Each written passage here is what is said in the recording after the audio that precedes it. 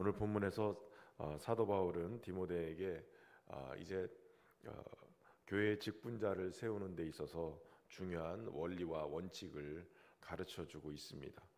그들의 자격과 또 어떤 역할을 하는지를 굉장히 중요하게 설명하고 있죠. 교회가 하나님의 집으로 진리의 기둥과 터가 되기 때문에 이 직분자를 세우는 것은 마치 기둥을 세우는 것과 같습니다. 직분자가 잘못 세워지면 그러면 교회가 혼란스럽고 또 교회가 분열되고 어려움을 갖기 때문에 그렇습니다. 그래서 오늘 본문에서는 감독의 자격과 그리고 집사의 자격에 대해서 설명을 하고 있습니다. 초대교회 당시에는 이 감독의 일, 이것은 그 교회의 가장 최고 지도자 역할을 하는 오늘로 따지면 장로의 직분을 얘기하죠. 그 중에서도 말씀을 맡아 가르치는 직분, 그러니까 그 당시에는 장로의 직분도 말씀을 가르치는 그러한 직을 가지고 있었기 때문에 오늘날 목회자와 같은 그러한 직분을 얘기를 합니다. 이 일이 선한 일을 사모하는 것이다라고 얘기를 하고 있어요. 그러니까 감독의 직분을 맡은 사람은 이 선한 일을 가지고 이 선한 일을 사모하면서 사명을 감당하는, 그러니까 결국은 이 감독의 직분이 결국은 선한 열매로 나타나야 되는 것이죠. 감독의 직분을 맡으면서 열매가 선한 일이 아니라 악한 일이 벌어진다면 그것은 방향을 잘못 잡고 있는 거예요. 선한 일을 사모하는 만큼 이 직분이 그만큼 선한 열매로 나타날 수 있어야 된다는 것이죠. 특별히 이 직분을 수행하기 위해서 어떤 특별한 은사나 재능을 가지기 전에 무엇보다도 그리스도인으로서의 합당한 인격이 있어야 된다는 거예요. 아무리 말씀을 잘 전한다고 해도 신앙의 인격이 제대로 갖춰져 있지 않으면 사역의 열매가 제대로 맺어질 수 없어요. 선한 열매가 맺어야 되는데 계속 사역마다 이게 문제가 생기고 계속 어려움을 겪게 되어지는 거예요. 도대체 무엇이 문제인가? 나 잘 가르치는 것 같고 잘 말씀도 전하는 것 같은데 뭐가 문제인가? 이 인격의 문제인 거예요. 특별히 오늘 본문의 2절에서부터는 이 감독의 자격에 대한 부분을 나누고 있습니다. 13가지나 이 자격에 대해서 논하고 있는데, 책망받을 것이 없으며 한 아내의 남편이 되고 절제하며 신중하며 단정하며 나그네를 대접하고 가르치기를 잘하고 술을 즐기지 아니하고 구타하지 않고 다투지도 않고 돈을 사랑하지 않고 자기 집을 잘 다스려 자녀들을 공손함으로 복종하게 하는 자고, 무엇보다도 믿지 않는 자들에게, 외인들에게 선한 증거를 얻은 자야 된다, 이렇게 가르치고 있습니다. 굉장히 중요한 얘기들을 하고 있는 거죠. 사람들에게, 믿는 자들에게도 책망받을 것이 없고, 무엇보다도 절제하고 신중하고 단정하고, 외적으로는 나그네를 잘 대접하는 일도 필요하고요.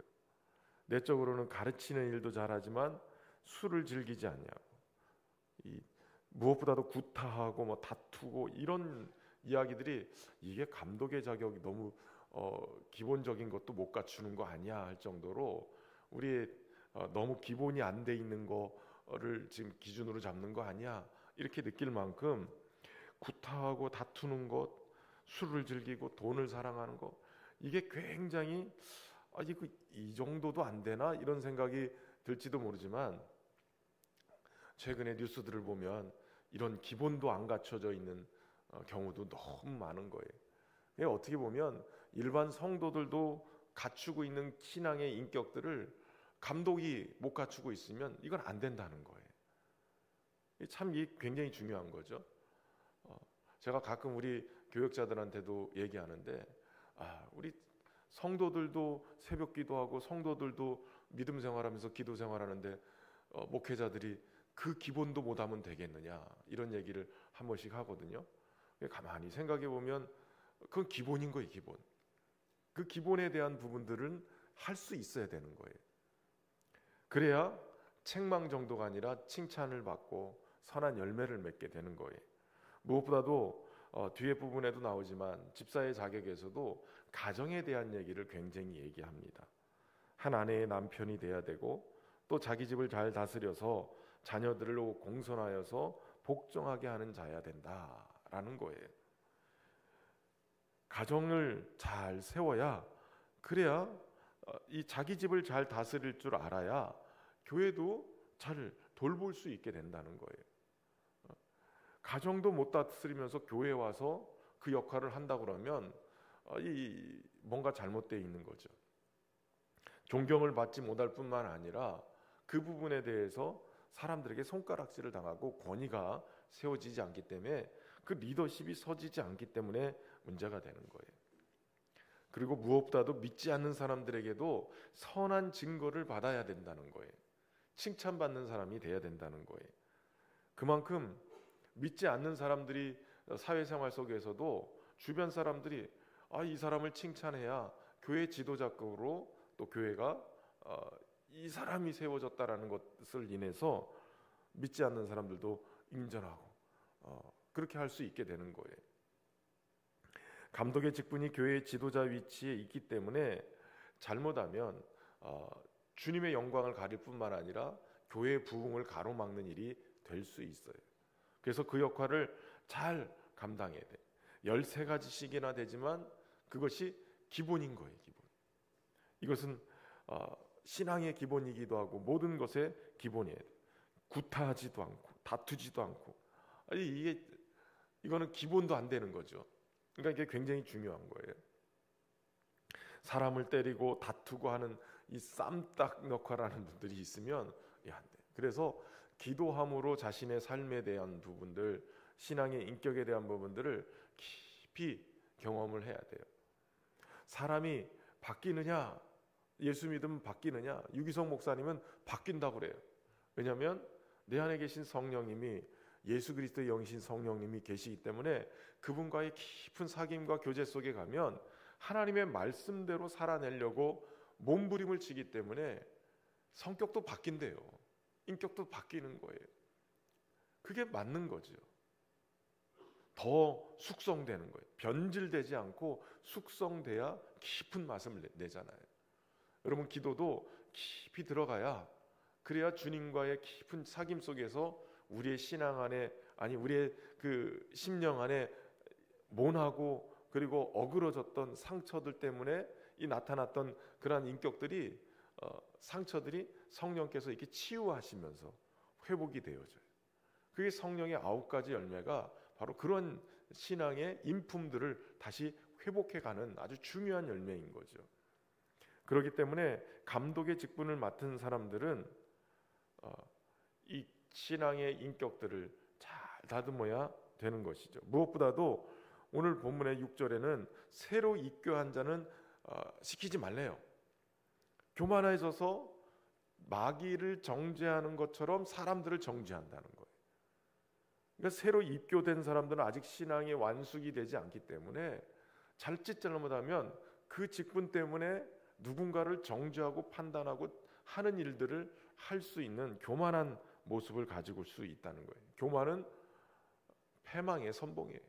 멸망하게 되는 거죠. 자칫 잘못하다가는 교회가, 그래서 우리 교회도 이웃교회에서 이렇게 오신 분들, 항존직들 임명증서 떼오고 막 이러면 금방 안 세워요.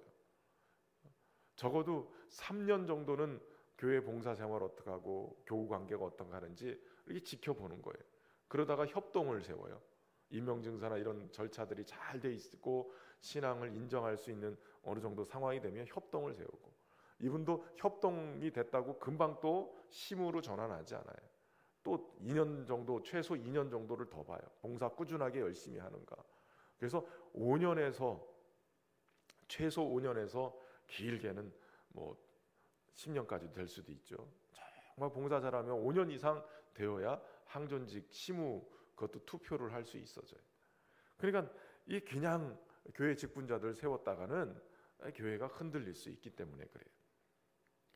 무엇보다도 비방과 마귀의 올무에 빠지지 않도록 그렇게 믿음 안에서 믿지 않는 사람들에게도 칭찬받는 사람이 되어야 됩니다. 그리고 이어서 집사의 자격과 상급에 대해서 얘기를 해요. 8절부터인데 이 교회의 이 집사의 직분은 행정과 재정을 맡아서 수고하는 자들이에요. 헬라어는 디아코노스라는 단어인데 청지기, 하인, 섬기는 자, 일꾼이라는 뜻을 가지고 있어요.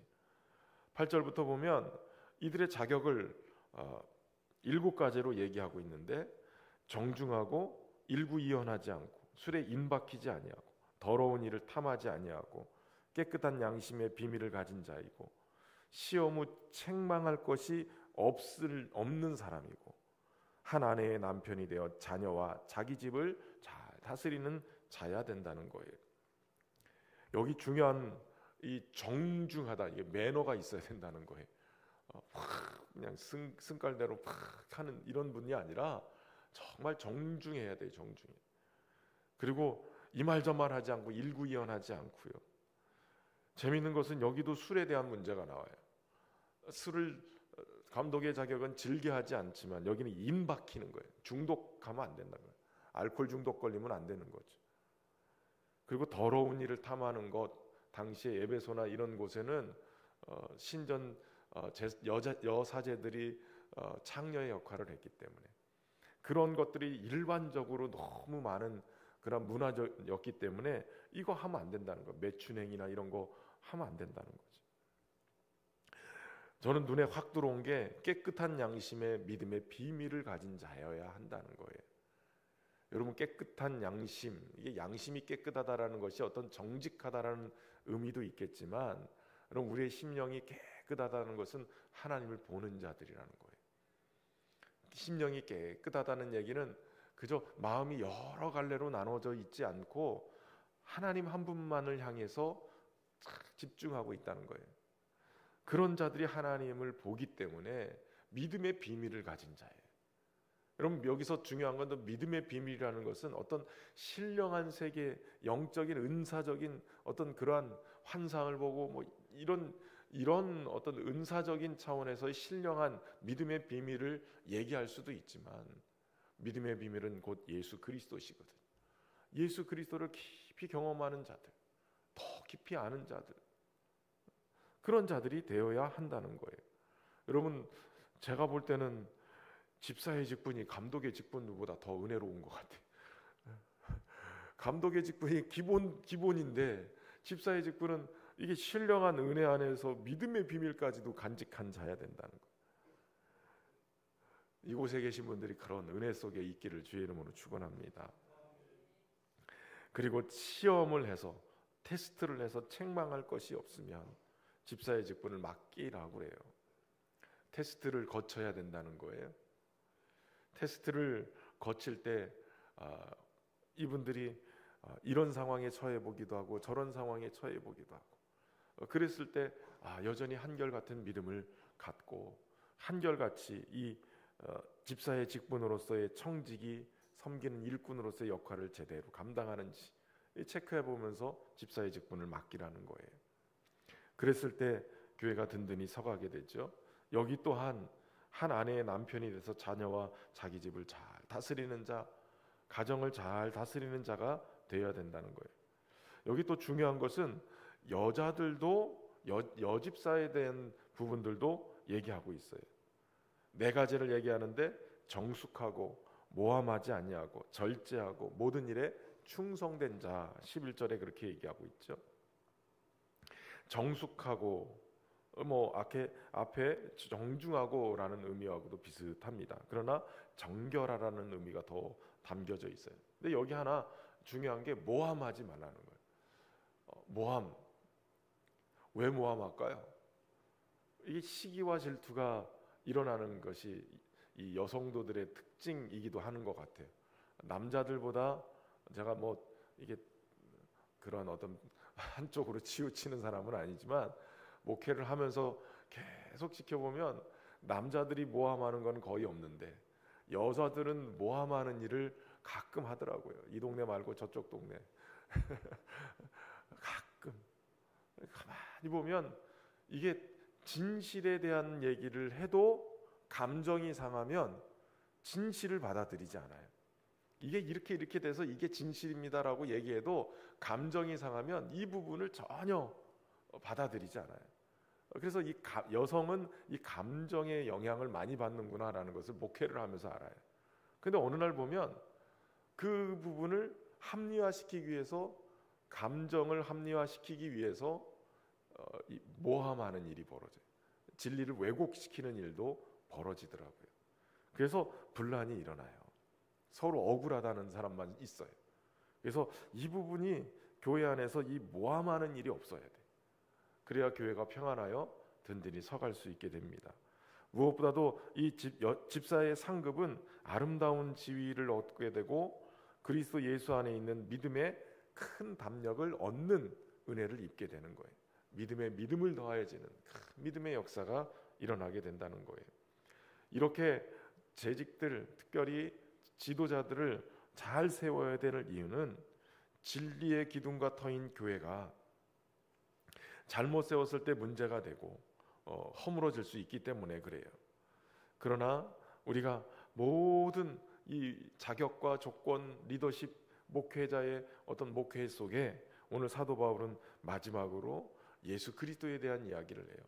육신으로는 나타내지고 영으로 의롭다함을 받고 또 천사들에게 보이고 만국에 전파되고 세상에 믿는 바가 되고 영광 가운데 올려지신 분. 다시 말하면 감독의 직분이나 집사의 직분이나 직분자는 모두가 모델이 누가 되어야 되냐면 예수 그리스도가 되어야 된다는 거예요. 예수님처럼 낮아지시고 섬기시고 죽기까지 복종하시고, 그러나 무덤까지 내려가는 그 아픔과 고통을 겪어도 순종하시고 주님이 그렇게 복종하셨을 때 하나님이 그를 일으켜 올리셨다는 거예요. 일으켜 올리시는 것은 하나님이 하실 목에 우리가 해야 될 일은 끝까지 순종하는 일이에요. 주님을 닮아서 그 일에 순종함으로 저와 여러분에게 하나님 주시는 영광이 임하는 은혜가 있기를 주의 이름으로 축원합니다. 저와 여러분이 우리 교회 리더십들로 하나님의 영광을 드러내는 복된 자로 세워지기를 주의 이름으로 축원합니다. 참 좋으신 하나님, 오늘도 주의 말씀을 통해 진리의 기둥과 터인 교회를 목회함에 있어서 세우신 직분자들이 어떤 모습이어야 함을 깨닫게 하시니 감사합니다. 그리스도인으로서의 합당한 기본적인 인격도 잘 갖춰지게 하시고 믿지 않는 자들에게도 선한 증거로 인정받는 자들이 되게 하시고 책망할 것이 없어서 그 직분을 잘 감당할 수 있는 그러한 우리 모두가 되도록 인도하여 주옵소서.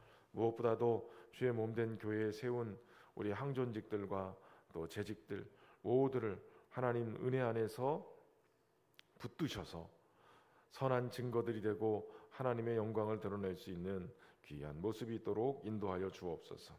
그리하여 그 믿음의 큰 담력을 얻고 몸된 주님의 교회가 흔들리지 아니하고 견고하여 하나님의 영광을 드러낼 수 있는 그러한 교회 되게 하여 주옵소서. 평안에 매는 줄로 성령이 하나 되게 하신 것 힘써 지키며 살아가게 하시되 온전히 교회가 더욱더 든든하여 서갈 수 있도록 하나님 세우신 리더십들을 축복하시고 은혜로 함께하여 주옵소서. 특별히 정성을 다해 오늘도 귀한 예물 올려드립니다. 기도 제목도 담았사오니 주의 은혜 안에서 응답 주시고 형통의 길을 거둘 수 있도록 하나님 축복하여 주옵소서. 주의 몸된 교회가 더욱더 든든하게 믿음 안에 서갈 수 있도록 하나님 은혜로 함께해 주시고, 특별히 사랑광 지도자 교육을 또 오늘부터 시작을 합니다.